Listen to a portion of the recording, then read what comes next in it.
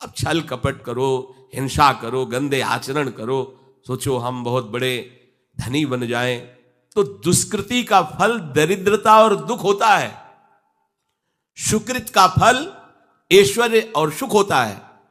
अब लगाओ तुम कांटेदार वृक्ष और चाहो कि हमको रसीला फल प्राप्त हो, तो इसे मूर्खता ही कहते हैं। फिर दोष देता है काल, कर्म, ईश्वर को, शास्त्रों को, मंत्रों। अरे कुछ नहीं, नाम मंत्र में जरा सी भी अनुष्ठान में त्रुटि हो जाए तो उसका फल बदल जाता है। आप कहां अनुष्ठान कर रहे हैं, कौन सा अनुष्ठान कर रहे हैं? सबसे पहला नियम अनुष्ठान का होता है पवित्र आचरण, ब्रह्मचर्य, सत्यवाद, पवित्र भोजन, संयम से। कोई भी अनुष्ठान कर, किसी भी विषय का अनुष्ठान करके देखो, अभी हो जाएगा। ये तो हमसे नहीं होगा, तो फिर आप बड़ी बड़ी कामनाएं करते हो, हवा में कामनाएं पूर्ण हो जाएंगी। किसी की भी किसी का भी महाबली या तेजस्वी पुत्र पैदा हुआ, उसको देखो कैसे रहा है, उसके माता पिता कैसे आचरण किए हैं। 10,000 वर्ष तक भगवान श्री हरि में मन लगाकर निरंतर मंत्र जपने पर कश्यप और विंता जी ने भगवान गरुण जी को प्रकट किया। भगवान गरुण जी श्री हरि के वाहन, प्रथम पुत्र अरुण जी जो सूर्य के सामने बैठे हुए हैं, सारथी बने 10,000 वर्ष। करदम जी भारी तपस्या करके पत्नी प्राप्त कर रहे हैं, तो भगवान स्वयं कपिल देव जी के रूप में अवतार ले रहे हैं। बिना भजन के, बिना पवित्रता के, बस कामनाओं की पूर्ति, हवा में कामनाओं की पूर्ति हो जाएगी। मनमानी आचरण, कुछ नींबू काट दो, उसमें सिंदूर रख दो, या कलावा बांध दो, या अंगूठी बांध लो, या जंतुर मंतुर बांध लो, भस्म, इनसे कुछ होगा? कुछ नहीं होगा। राधा राधा राधा राधा राधा, जो कर चाहोगे हो जाए, पर पवित्र आचरण, साथ में पवित्र आचरण हो। एक किसान भी अन्न बोता है तो खेती को तैयार करता है। आपको अपने हृदय की भूमि तैयार करनी होगी। कामना पूर्ति के लिए ऐसे थोड़ी चला जाता है। देखो ना, ऐसे एक चपत लगा दी सुरुचि ने, क्योंकि उसकी रुचि के खिलाफ हुआ। वो पिता की गोद में बैठना चाहते थे। छत्री बालक माता के पास गए, उनका नाम सुनीति है। वो सुंदर नीति से चलती है, वो रुचि से चलती है, सुरुचि अपनी रुचि, और वो सुनीति सुंदर नीति से चलती है। मां, पिताजी ने गोद में बैठाला नहीं, और मां ने चपत लगा दी और कहा तू ऐसे कि गर्भ से प्रकट हुआ है, सिंहासन का अधिकारी नहीं। अगर तुझे सिंहासन पर बैठना है तो जा तपस्या कर और मेरे गर्भ से प्रकट हो। तपस्या इस बात की कर कि मेरे गर्भ तब कहीं तू पिता की गोद में बैठ सकता है। बोले हाँ बेटा। महाराज तो मुझे दासी भी मानने के लिए तैयार नहीं है। बेटा, भगवान नारायण का जिसने आश्रय लिया उसकी कोई कामना अधूरी नहीं रही। जाओ तुम भगवान श्री हरि का आश्रय लो, वही तुम्हारी कामना की पूर्ति करेंगे। मेरे में तो कोई सामर्थ्य नहीं, पर मैं आशीर्वाद देती हूं। मेरा आशीर्वाद कवच की तरह तुम्हारी रक्षा करेगा। 5 वर्ष का बालक चला भगवान की प्राप्ति के लिए। वो प्रेम नहीं चाह रहे हैं, वो पद चाह रहे हैं। कैसे जीवन व्यतीत किया देखो। 6 महीने की बात। बोले 6 महीने में, 6 महीने में एक छोटा सा बालक इतना कष्ट सह रहा है। 6 महीने तो बहुत समय हो गया। भगवान तो इससे भी बहुत करुणा में एक आर्त पुकार में उपस्थित हो जाते हैं। एक बार जिन नाम ली हित सो होयति दीन। अगर कोई कामना नहीं है, केवल प्रभु की मिलन की चाह है और हृदय आर्त भाव से पुकार दे, तो दूसरा नाम नहीं लेना पड़ेगा। एक बार जिन नाम ली हित सो होयति दीन, ताको संग न छाणहि ध्रुव अपनो कर लीन। ये महाऋषि शेखरों के वचन है, कोई ऐसे मिथ्या वचन थोड़ी। श्वास को भी रोक लेते हैं। भगवान का जो मंत्र श्री देवर्षि नारद जी ने दिया उसी का ध्यान कर रहे हैं। ऐसा पद मिला कि सप्त ऋषि परिक्रमा करते हैं। ना उनके पिता को मिला, ना उनके पितामह को मिला। इसके आगे तो है ही नहीं। उत्तानपाद, महाराज मन, ब्रह्मा, बस ऐसा पद मिला कि किसी को पद नहीं मिला। पर आप देखो कामना की पूर्ति के लिए कैसे निष्ठावान होकर के, प्राणों को समर्पित करके भगवान के आप बीड़ी सिगरेट पियो, प्याज लहसुन मांस मछली दुनिया की दलित दुराएं करो, हाँ हमारी कामनाओं की पूर्ति हो जाए। बेकार बकवास करते हैं लोग आकर। परमार्थ को एक हंसी बना दिया, एक मजाक बना दिया है। संतों को एक नाटक बना दिया है। संत मार्ग को एक उपहास का स्वरूप बना दिया है। हमारी ये कामना की पूर्ति कर दो। उनका जीवन कामना की पूर्ति के लिए तुम्हारे है। अरे तुम्हें निष्काम करके भगवत साक्षात्कार कराने के लिए कि छोटी मोटी जिनमें तुम फंस कर तुम्हारी दुर्गति हो रही उसी में और वो बढ़ावा देने के लिए। पर संसार तो अपनी बात मानता है, उस ना शास्त्र की बात मानता है ना संतों की। भगवान कह रहे हैं वो सुकृति है जो मेरे से धन चाहते हैं, दुष्कृति तो आ ही नहीं सकता। तो आप सुकृति के आचरण करो, मनमानी आचरण करते हो, गंदे पाप आचरण करते हो, फिर कहते हो कि हमें कुछ दिन राधा नाम जपते हुए अभी लाभ नहीं मिला। लाभ कैसे मिले? आप नीचे से तो ऐसे असाधन कर रहे हो, पापाचरण कर रहे हो, प्रभु की आज्ञा का उल्लंघन करोगे तो कैसे प्रभु प्रसन्न हो जाएंगे तुम पे? हमें किसी से अपना काम बनाना होता है ना, तो उसकी रुचि के अनुसार चलना होता है। एक साधारण व्यवहार की बात करें, हमें आपसे काम बनाना है तो हमें आपकी रुचि देखनी पड़ेगी और आपकी रुचि के अनुसार चलना पड़ेगा। आपकी भावना में हमारी कदर बने तब हमारी बात बनेगी। तो हमारे प्रभु तो पहले ही कहते हैं तुमसे कि ममैवांसो, तुम मेरा है। पर प्रभु की आज्ञा है शास्त्र के अनुसार चलो, जो मैं बोल रहा हूं वैसे ही चलो। ऐसा चलोगे तो तुम्हें धन मांगना ही नहीं पड़ेगा। आपको मजाक लगता है सब कथाएं सुनकर, अगर विश्वास हो तो तुम्हें मजाक न लगे, ऐसा तुम्हारे जीवन में भी हो जाए। नरसिंह मेहता जी के पास उनकी बेटी के यहां भात भरने के लिए जब चर्चा चली तो अब ये लगा कि अगर यहां निमंत्रण नहीं भेजेंगे तो बहू को दुख होगा, और निमंत्रण भेजते हैं तो बेइज्जती की बात होगी, क्योंकि सब बाबा जी आएंगे फटे पुराने कपड़े, मंजीरा और करताल लिए, और हरि नाम कृष्ण नाम गोविंद नाम कीर्तन करने। अब यहाँ वीआईपी लोगों के बीच में और लोग पूछेंगे कौन है तो कहेंगे समधी, बेइज्जती महसूस होगी। धनाभिमानियों को ये रहता है कि ये तो भिखारी हैं, बाबा जी हैं, इनके सामने क्या बेइज्जती नहीं। तो बोले इतना लिख दो कि वो आएंगे ही नहीं, इतना पर्चा में भात का सामग्री लिख दो कि वो आएंगे ही नहीं। ये बात जब कि निमंत्रण भी हो जाएगा और नहीं आए तो बेटी भी, जो बहू है वो भी नाराज नहीं होगी, भाई निमंत्रण तो गया है, पूरा लिख दिया। नरसिंह मेहता जी के पास पत्र गया, उन्होंने देखा, जाके ठाकुर जी के चरण, महाराज, क्योंकि भगवान की सिवा कोई आश्रय है नहीं। तैयारी की गाड़ी में, तो अब वहां 10-5 तो संत महात्मा कीर्तन, पूरी मंडली भगवत कीर्तन कर, गाड़ी में बैठ के। अब नरसिंह जी के सिवा उनका कोई था नहीं, और नरसिंह जी की हरि आश्रय। अब जहां नरसिंह जी वहीं, मान लो अपने लोग चलेंगे तो पूरे चलेंगे, जहां चलेंगे। अब कीर्तन करते हुए ऐसा भात भरा था ठाकुर जी ने कि भूतो न भविष्यति, स्वर्ण की वर्षा हुई थी, लिखा है स्वर्ण की वर्षा हुई थी। द्वारिकाधीश की गाड़ियां लगी हुई थी, बैलगाड़ियों सब लदे स्वर्ण आभूषण, सब गांव का गांव पूरा कंचन का हो गया था। ऐसा वैभव भगवान ने प्रकाशित किया। सब कुछ है, भजन नहीं। बोले ब्राह्मण विद्वान, विद्या है पर दुखी है। क्यों? विद्या है, अब वो विद्या है तो अगाध विद्या है। जब दूसरे विद्वान के सामने पहुंचा तो उसकी विद्या लघु हुई, तो और विद्या। अब विद्या तो समुद्र है, पूर्ण तो भगवान ही है। कितना भी बड़ा कोई विद्वान हो, अगर भगवान का भजन नहीं तो सुखी थोड़ी है वो। आप से नहीं मिले होंगे इसलिए आपको पता हो। सबके अंदर तृष्णा, वासना, कामना, धन की, मान की, प्रतिष्ठा की, मोह, परिवार, ये सबके अंदर रहता है, चाहे जितना भारी विद्वान हो। विद्वता होना कोई परम सुख का लक्षण थोड़ी है।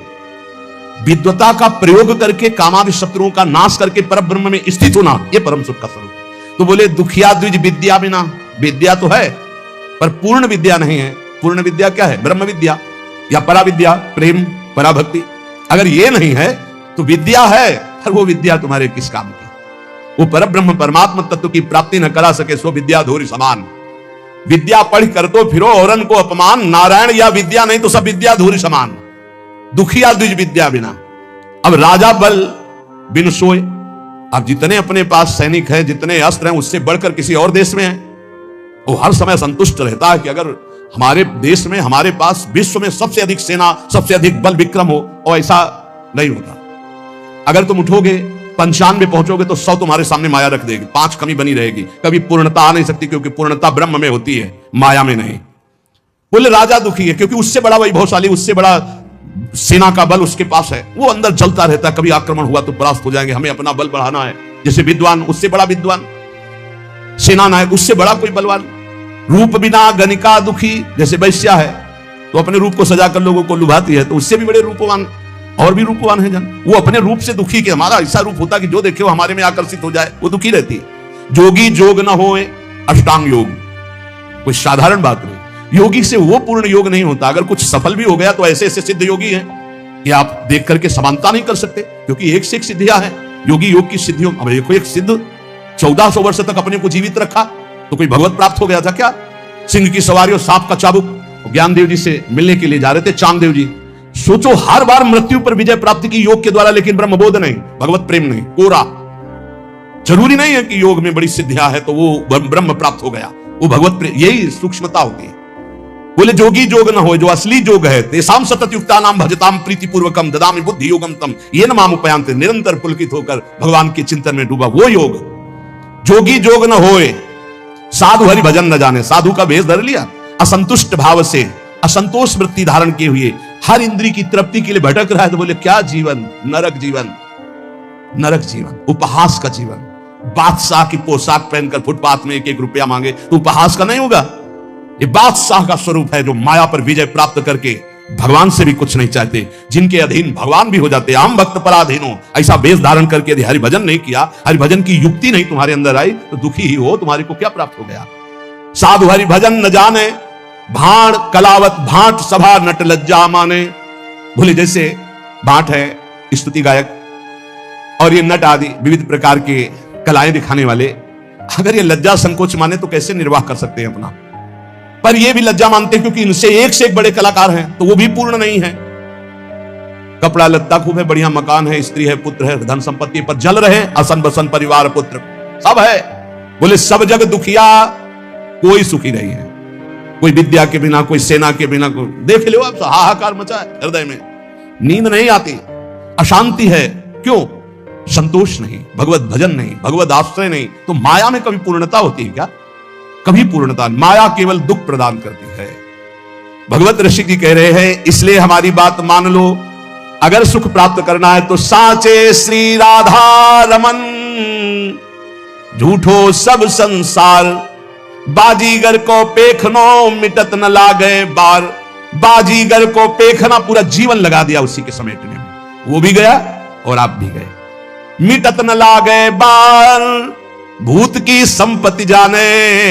ये जैसे भूत की संपत्ति ऐसा है, भूत की संपत्ति दिखाई देती है नहीं। अब आप सोचो, अगर उसने नाम जब इकट्ठा किया होता तो कोई राजा कर ले सकता है उससे, कोई उससे दंडित कर सकता है, कोई उसे चुरा सकता है, कोई उसको बंदी बना सकता है? नहीं। अगर नाम जप है तो ब्रह्मादि भी नमस्कार करते हैं, पर उस धन से तो मतलब ही नहीं रखा। तो इस धन ने क्या किया? जो खूब जीवन भर कमाया तो कारागार दिला दिया। ये माया की संपत्ति, यहां नहीं सही तो नरक जाओगे। बोले क्यों? हमने कौन सा पाप किया है? तुम भेजे गए हो मनुष्य बनाकर भजन करने के लिए। जो न तरह भवसागर असमाज नर पाए, स्वति निंदक मंदमति आत्महनन गति जाए। आत्महत्यारा आत्महनन गति को प्राप्त होगा जो मानव देह प्राप्त करके भगवान का भजन नहीं करता, उसकी दुर्गति होगी, चाहे जो कुछ कर लो। इसीलिए भगवत ऋषि की पहले पद में बताया कि चाहे जो कुछ कर लो सुख नहीं मिलने वाला। साचे श्री राधा रमन, झूठो सब संसार, ये बाजीगर को पेखनो मिटत न लागे बार। मिटत न लागे बार, भूत की संपत्ति जैसे, ये मिहरी नाती पूत धुआं को धोरर तैसे। भगवत जे नर अधम, लोभवश घर घर नाचे, झूठे गड़े सुनार मैन के बोले साचे। साचे श्री राधा रमन। हे भाई, तुम्हें सत्य बात कहता हूं, प्रभु का नाम, प्रियालाल का नाम ही सत्य है, राधा रमन लाल जो सत्य है, प्रिया प्रीतम जो सत्य है, यही तुम्हारे साथी हैं, यही तुम्हारे साथ देंगे, दूसरा कोई नहीं साथ देगा।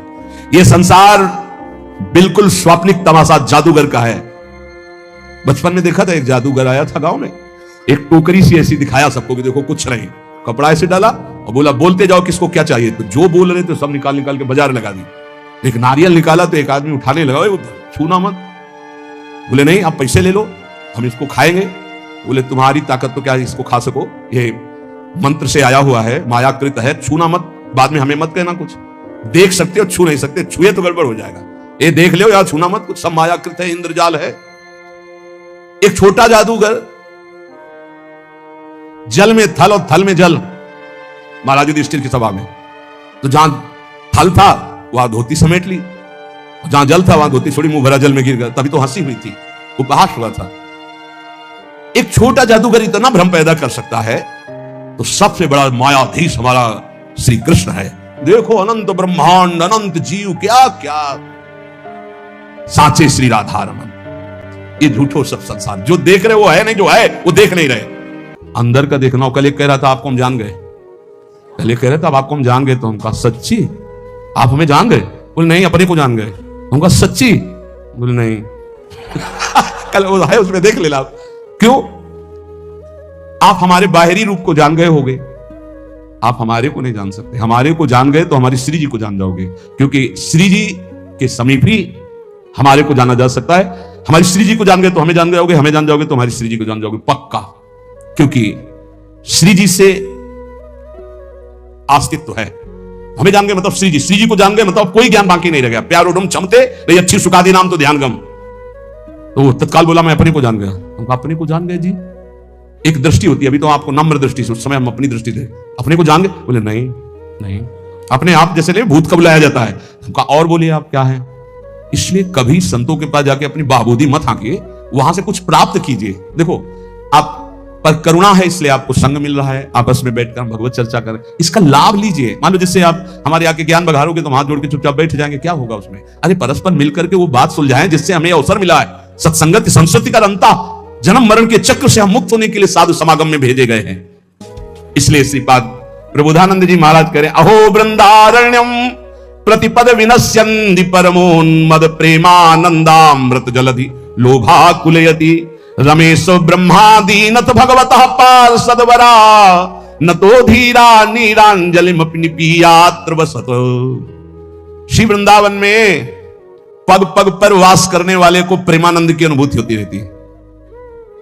अहो वृंदारण्यम प्रतिपद विनश्यन्ति परमोनंद प्रेमानंदामृत जलधि लोभा कुलयति। परम आनंद की उन्नति, प्रेमानंद की अनुभूति यहां कदम कदम पे होती रहती है। किसको? जो वृंदावन का होकर के वृंदावन में तन मन दोनों लगाता है। तन वृंदावन में हो, मन भी वृंदावन में। प्रिया प्रीतम का चिंतन। वृंदावन बस के इतनो बड़ो सयान, जुगल चरण के भजन बिन निमिष न दी जय जान। पलक झपकने का समय भी व्यर्थ न जाने पावे। श्री राधा राधा वल्लभ श्री हरिवल। बोले पग पग पर प्रेमानंद का अनुभव होगा, पग पग पर। अहो वृंदारण्यम प्रतिपद विनश्यन्ति परमोन्मद प्रेमानंदामृत जलधि लोभा कुलयति। भगवान लक्ष्मी नारायण शिव ब्रह्मादि भगवान के श्रेष्ठ पार्षद भी जिस प्रेमानंद के लिए लालायित रहते हैं, रमेशो ब्रह्मादीनाथ भगवता पार्षद वरहा, वो प्रेमानंद वृंदावन की उपासना करने वाले को पग पग पे प्राप्त होता है। न तो धीरा निनांजलिमपि निपीयात्र वसत। इसलिए चाहे हमें अंजलि भरकर पानी पीकर ही क्यों ना वृंदावन वास करना पड़े, वृंदावन वास निश्चित अखंड वृंदावन वास करूंगा, क्योंकि वृंदावन वास से जो प्रेमानंद मिलता है वो कह रहे रमेशो ब्रह्मादीनाथ भगवतः पार्षदवरा। रमा और ईश नारायण लक्ष्मी नारायण भगवान शिव ब्रह्मादि और भगवत पार्षद प्रवराहा, इन बड़े बड़ों के हृदय में इस प्रेमानंद की लालसा रहती है। शिव श्रीपति यद्यपि ललचाही, मन प्रवेश दिन हो को नाही। निगमागम की कौन चलावे, ये महाविष्णु के मन नहीं आवे। यारस को तवही अधिकारी, कृपा करें श्री राधा प्यारी। और वो कृपा अपने ऊपर हो गई है, इसलिए चाहे एक अंजुली जल पीकर वास करना पड़े, पर हम प्राण वृंदावन में छोड़ेंगे, क्योंकि यहां प्रेमानंद की प्राप्ति होती है, प्रियालाल की प्राप्ति होती है। संसार में सबसे श्रेष्ठ कौन? जो भजन करता है। भजन करने वालों में सबसे श्रेष्ठ कौन? श्रेष्ठ भजन करने वाला कौन माना जाता है? तो बोले सर्वभूतेषु यः पश्येत् भगवत भावमात्मनः भूतानि भगवत्यात्मन्नेषु भागवतोत्तमः। जो अपने अंदर और सबके अंदर अपने इष्ट देव को देखता है, कहीं न्यूनाधिक नहीं, कहीं छोटा बड़ा बुरा भला नहीं देखता। अपने अंदर और सबके अंदर अपने ही आराध्य देव को देखता है। चाहे प्राणी हो चाहे पदार्थ हो, सब में मेरा प्रभु विराजमान है। जो भगवत स्वरूप में स्थित रहता है, जिसकी यह सिद्ध दृष्टि है कि यहां भी प्रभु है, यहां भी प्रभु है, यहां भी प्रभु, कोई कण नहीं जो प्रभु ना बने हो, वो सबसे बड़ा भजनानंदी माना जाता है। श्रेष्ठ महान भागवत कौन?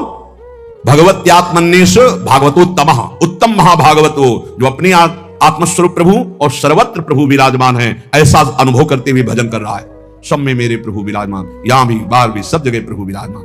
गृहीत्वापीन्द्रियैरर्थान् यो न द्वेष्टि न हृष्यति विष्णुर्मायामिदं पश्यन् स वै भागवतोत्तमः।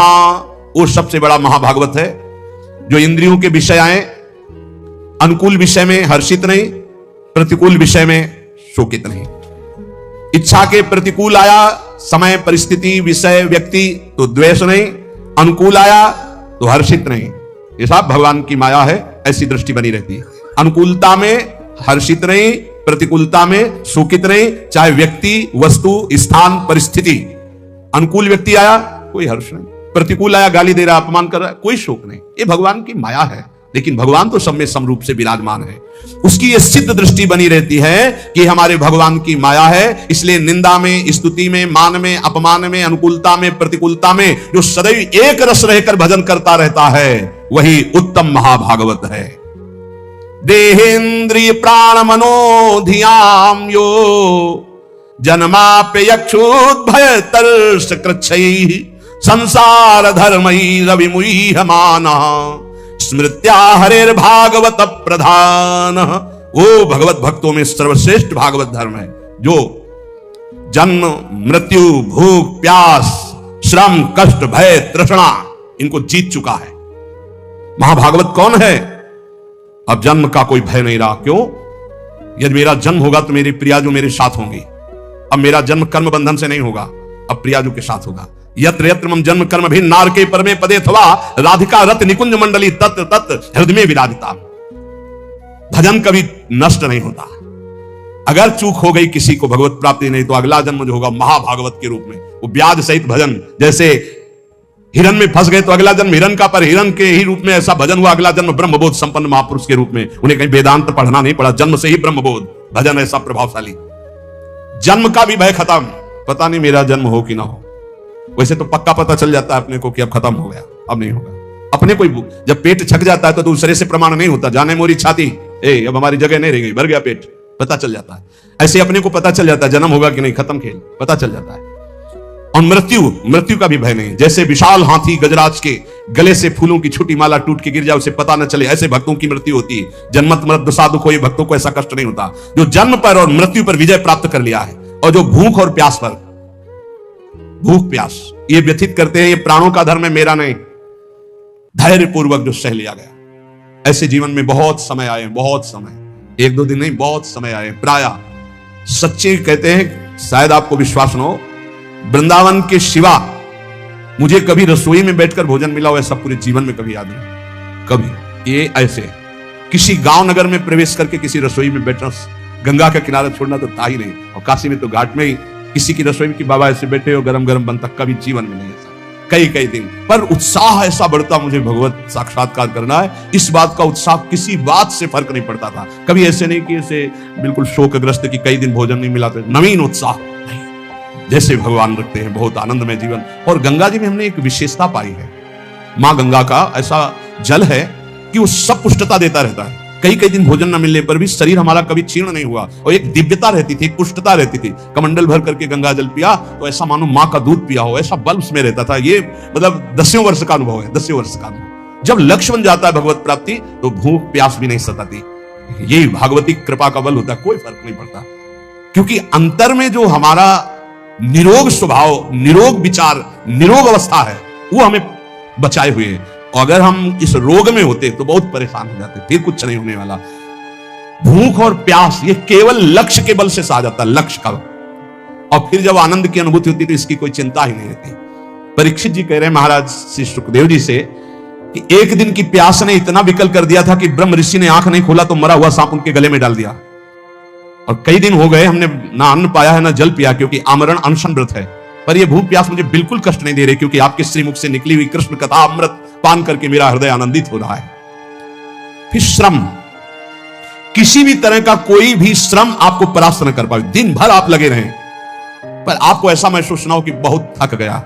अगर यह महसूस होता है तो 2 बातें नोट कर लेना, आप ब्रह्मचारी नहीं है और आपका लक्ष्य भगवत प्राप्ति नहीं है। 2 बातें नोट कर ले। अगर 2 बातें हैं, भगवत प्राप्ति और ब्रह्मचर्य ठीक है, तो यह शब्द नहीं आ सकता कि बहुत थक गया।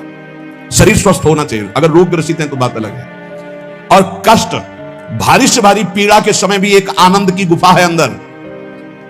भजनानंदी महात्मा उस आनंद की गुफा में वातानुकूलित कक्ष में रहता है, बाहर आग लगी लगने दो। कष्ट की भारी स्थिति में भी एक आनंद की स्थिति होती है, जिसमें बड़े बड़े गुरुजन विराजमान रहे। पूज्य महामहिम श्री गुरु अर्जुन देव जी महाराज, गुरु तेग बहादुर जी महाराज, श्री ठाकुर हरिदास जी, प्रहलाद जी, मीरा जी, नरसिंह मेहता जी, ये बड़े बड़े महापुरुष उसी गुफा में, आनंद गुफा में मस्त है। बाहर से आग लगाई जा रही, बाहर से कष्ट दिया जा रहा है, विष पिलाया जा रहा है। वो आनंद गुफा के अंदर भी है।